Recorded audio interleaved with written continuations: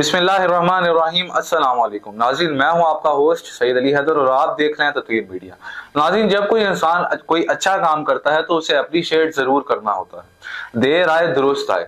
हमारी मरीम नवाज साहिबा जो कि आजकल काम कर रही हैं, मेरे ख्याल में अगर ये काम पहले हो रहे होते तो हमारा मुल्क पाकिस्तान भी एक कामयाब मुल्क और एक बाशऊर कौम की शक्ल में होता। मरीम नवाज साहिबा के दो अहम मंसूबे हमारे मुल्क पाकिस्तान के लिए फायदेमंद साबित होते हैं।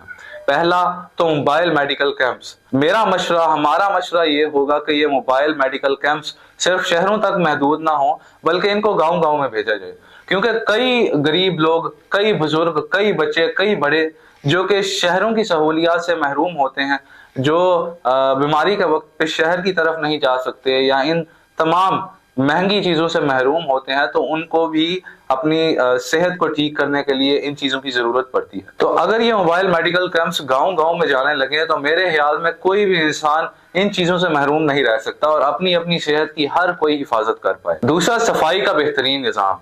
अगर हर मोहल्ले, हर गांव में सफाई का निजाम बेहतर हो जाए और हर गांव में डस्टबिन वगैरह हो, तो लोगों की जहनियत पर भी फर्क पड़ेगा। लोग खुद भी कचरा उठाकर डस्टबिन में फेंकेंगे और अपने बच्चों को भी समझाएंगे कि भाई कचरा उठाओ और डस्टबिन में फेंको। और मेरी आवाम से भी यही अपील है कि भाई हमारे जितने भी सियासी लीडर्स हैं, उनका काम तो है कि वो इन चीजों की तरफ ध्यान दें, लेकिन साथ ही साथ अवाम का भी काम है कि वो भी अपना किरदार दिखाएं।